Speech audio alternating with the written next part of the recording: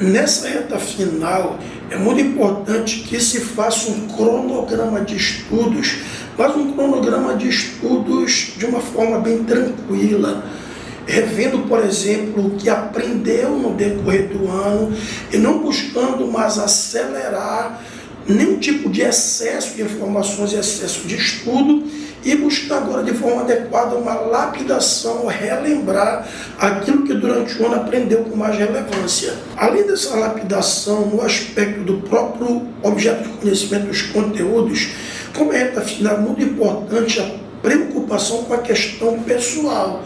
Por exemplo, na sua saúde, no seu bem-estar, o candidato, agora nessa reta final, buscar uma alimentação, digamos, mais leve, mais vegetais, mais fruta, menos carboidratos, mais proteína, menos gordura, para que fique com a saúde bem tranquila nesse período agora de reta final.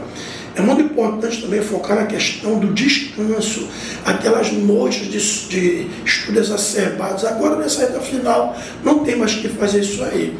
Precisa colocar aquelas 8 horas de descanso, no mínimo, que são fundamentais, porque o descanso é muito importante para manter a memória e para manter a concentração, agora nessa reta final, por exemplo, na escola de ensino médio. E também é importante, até quem gosta de fazer atividade física, faça atividade física que você gosta, porque a atividade física melhora a sua disposição e você vai se sentir muito melhor nessa reta final para chegar bem no dia dessa prova. Hoje a tecnologia, a inteligência artificial, ela de fato é uma ferramenta que é muito valiosa, tanto para os estudantes quanto para os educadores.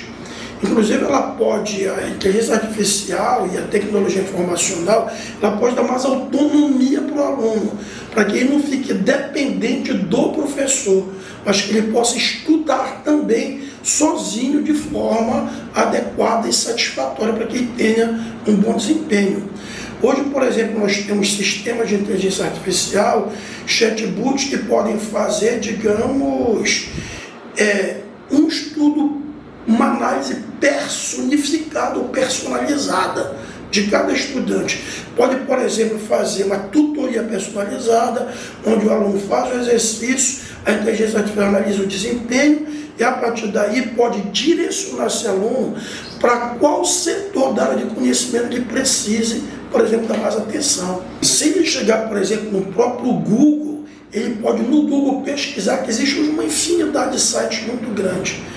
Por exemplo, a inteligência artificial começou a se desenvolver, né, e acesso ao público, principalmente com o ChatGPT. Então, o ChatGPT já tem vários setores especializados, inclusive na área educacional.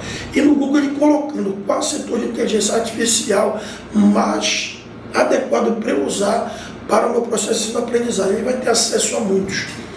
E é importante que a inteligência artificial ela pode ajudar também até no aspecto emocional do estudante, na produção de textos, por exemplo.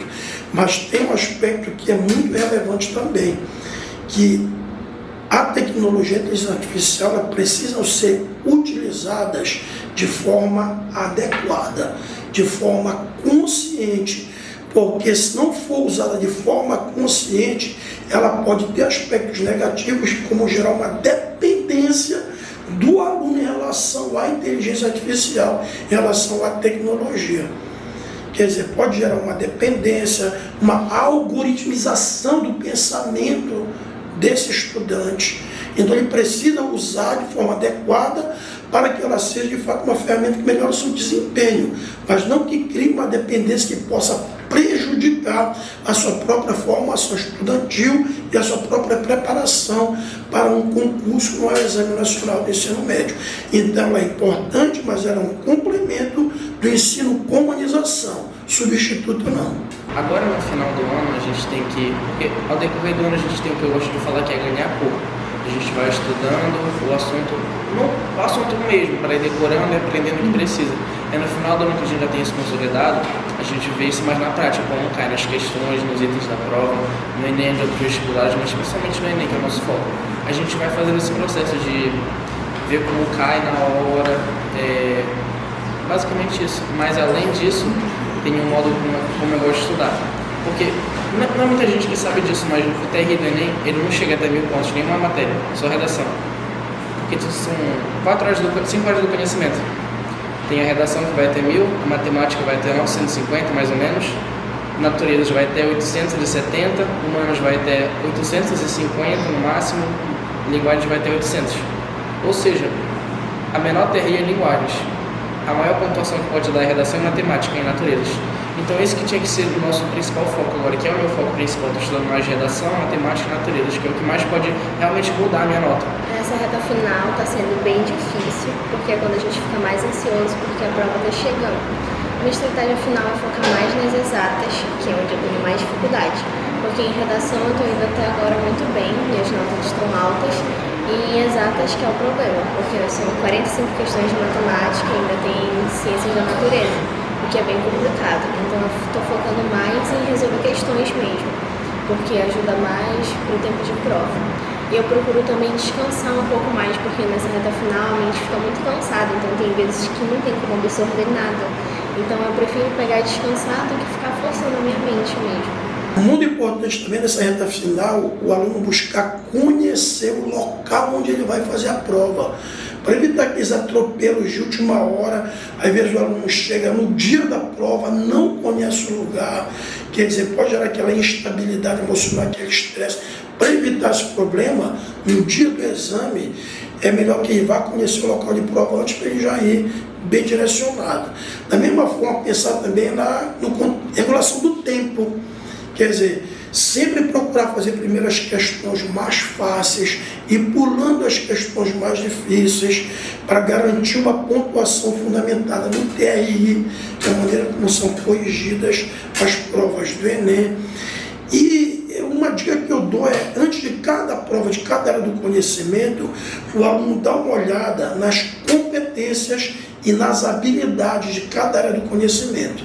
Nas ciências humanas, por exemplo, nós temos 6 competências, que é a base teórica estrutural que o aluno tem que ter para poder fazer a sua prova de ciências humanas. E cada competência está dividida em 5 habilidades.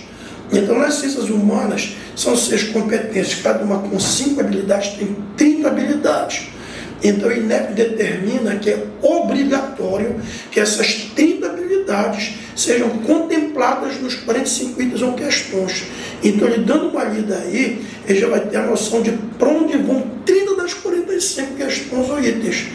E as outras questões ou itens, elas vão transversalizar, por exemplo, uma habilidade para outra, de uma competência para outra.